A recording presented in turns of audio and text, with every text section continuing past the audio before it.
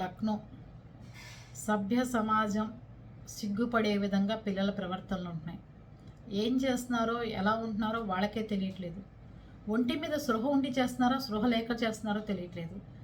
పెద్దవాళ్ళు కూడా పిల్లలకి ఇష్టంగా ఉండే విధంగా వాళ్ళతో ఉండండి తప్ప పిల్లలకి అంగీకారం లేని చదువులు చదివించడం, పిల్లలకి అంగీకారం లేని పెళ్ళిళ్ళు చేయటం, పిల్లలకి అంగీకారం లేని పనులు చేయటం కూడా పెద్దవాళ్ళు మానుకుంటే మంచిదనిపిస్తుంది. ఎందుకు చెప్తున్నానంటే నేను లక్నోలో ఆయన ప్రతాప్ సింగ్, ఆయనకి ఒక అమ్మాయి ఒక అబ్బాయి, భార్య 2018లోనే చనిపోయింది. చనిపోతే ఈ కొడుకుని ఒరే మనకి బిజినెస్లు ఉన్నాయి కదా, ల్యాబ్లు ఉన్నాయి కదా, చక్కగా నువ్వు నీట్ రాయిరా, నీట్ రాసి డాక్టర్ అవరా అన్నాడు. నీట్ రాసి డాక్టర్ అవరా అంటే వాడు అప్పటికి నీట్ రాసి డాక్టర్ అవ్వమంటాడు, నాన్న డాక్టర్ అవ్వమంటాడు. 3 సార్లు ఇంట్లోంచి పారిపోయాడు. 3 సార్లు ఇంట్లోంచి పారిపోయాడు. అప్పుడైనా ఈయనకి ప్రతాప్ గారికి భయం ఉండాలి. కొడుకు పారిపోతున్నాడు, వాడికి చదువు ఇష్టం లేదనుకుంటా, బీకామ్ చదివి బిజినెస్ చేసుకుంటా నాన్న అని చెప్పాట.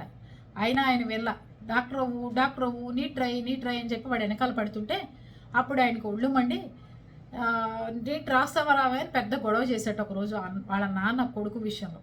అంతే కొడుకు కోపం వచ్చి గొడవ పెద్దది వేసరికి గన్ తీసుకుని తండ్రిని కాల్చి 3వ అంతస్తు నుంచి లాక్కొచ్చి ఒక చోట పెట్టి శుభ్రంగా ముక్కలు చేసి, కొన్ని ఏమో బ్లూ డ్రమ్ములు ఉంటున్నాయి, ఇప్పుడు అందరికి ఉపయోగపడుతున్నాయి కదా బ్లూ డ్రమ్స్.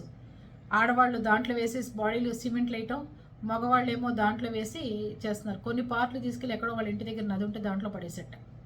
3 రోజుల తర్వాత 20వ తారీఖు జరిగింది.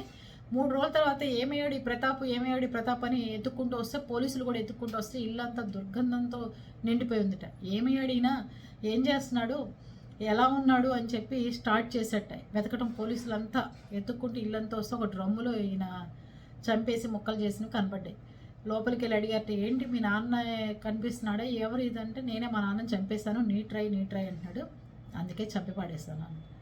చెల్లెలో కొత్తుంది.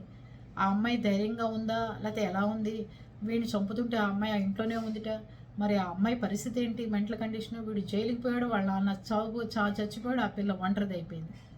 ఇది పరిస్థితి. కానీ ఇంకోటి చెప్పనా అండి, నేను ఒరిజినల్గా డాక్టర్స్ని చదివించే ఏ పేరెంట్స్ అయినా చాలా మెంటల్ టెన్షన్తో ఉంటారు. కౌన్సిలింగ్లని లేటు, మళ్ళీ 0 మార్కులు వచ్చిన వాళ్ళు రిజర్వేషన్ క్యాండిడేట్లకి 0 మార్కులు ఇస్తారు. ఈ చదువుకున్న వాళ్ళకి 95, 100 మార్కులు వస్తాయి. అవి సరిపోవు, కట్ ఆఫ్ మార్కులు ఉండవు. 5 కోట్లు 6 కోట్లు పెట్టి చదివించే స్తోమత ప్రతి మనిషికి ఉండదు. ఈ మెడిసిన్ చదివిన వాడు ఇటు 0కి లేదు, నేను ఈ రిజర్వేషన్ కులంలో పుట్టలేదు, డబ్బు ఉన్నవాడిగా పుట్టలేదు, ఈ మిడిల్ క్లాస్ వాళ్ళకి పుట్టాను, నాకు ఈ పరిస్థితి ఏంటి అని ఎంతమంది డాక్టర్స్ తలడిల్లిపోతున్నారో ఎవరికైనా తెలుసా? అది కాకుండా వినండి, వాళ్ళకి ఎగ్జామ్స్ అప్పుడు టెన్షన్స్, ప్రాక్టికల్స్ అప్పుడు టెన్షన్స్, హెచ్ఓడీలు పాస్ చేస్తారో చేయరో అని టెన్షన్స్. అర్థమైందా? ఇంకోటి, మన ఏమైనా డిటైన్ చేస్తారేమో, ఆ అటెండెన్స్ లేదని టెన్షన్స్. దాని తర్వాత రిజల్ట్ వచ్చిన తర్వాత నీట్లో మనకి సీట్ వస్తుందో రాదా అని చెప్పి టెన్షన్. అవన్నీ అయిపోయిన తర్వాత కౌన్సిలింగ్లో మన డేట్కి మనం అనుకున్న ఊర్లు వస్తాయా రావా, వాడు వచ్చిన ఊర్లలో వెళ్ళి చేరితే అక్కడ మనం అడ్జస్ట్ అవుతాం లేవని టెన్షన్స్. అస్సలు నిజంగా పిల్లల్ని, నేను డాక్టర్లు వద్దని ఎవరిని చెప్పను, కానీ నిజంగా చదివించాలనుకుంటే వాళ్ళు ఇష్టపూర్వకంగా చదివించను. కానీ డాక్టర్ అవ్వాలంటే 500 రూపాయలు ఫీజు కట్టి చక్కగా ఈ డాక్టర్ దగ్గర కాసేపు అయితే పావు గంట సేపు కూర్చుంటారండి. ఇంట్లో డాక్టర్ ఉంటే జబ్బులన్నీ తగ్గిపోతాయి అనుకుంటున్నారు. ఇంట్లో డాక్టర్ ఉంటేనే లేని జబ్బులన్నీ వస్తాయి మనకి.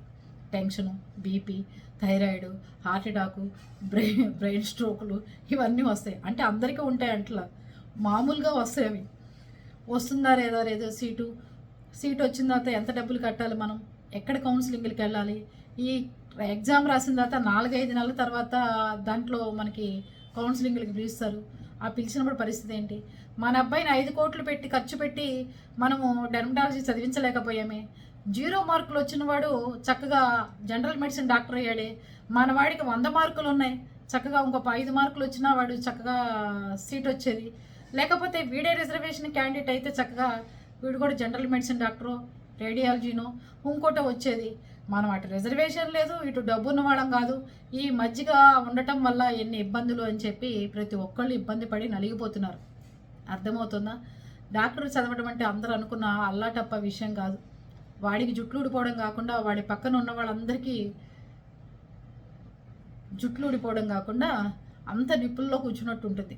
అందరి విషయం చెప్పను, కొంతమంది విషయంలో అలా జరుగుతూ ఉంటాయి అంతే. ఇంకా అర్థమైందా?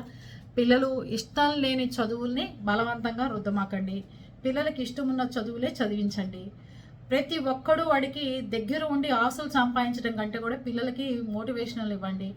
ఇంట్లో వాళ్ళకి కనుక మెంటాలిటీ సరిగ్గా లేదు అన్నప్పుడు మీరు ఎంత ఇదిగా వాళ్ళతో కూర్చొని చెప్తూ ఉంటే అంత అవుతారు.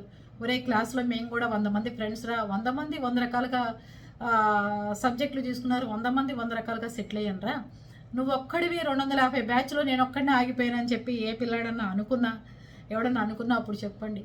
నువ్వు వేరే చదవాలని రాసి పెట్టుంది కాబట్టి దాంట్లోకి వెళ్తున్నావు, అంతేగాని నువ్వు అందరిలాగా ఎలా సెట్ అవుతావురా అని చెప్పి పిల్లలకి మాట్లాడుతూ ఉంటేనే మనము వాళ్ళ మైండ్ డైవర్షన్ చేయగలిగితేనే ఈ మెడిసిన్ ఫీల్డ్లోంచి పిల్లలు బయటపడగలుగుతారు.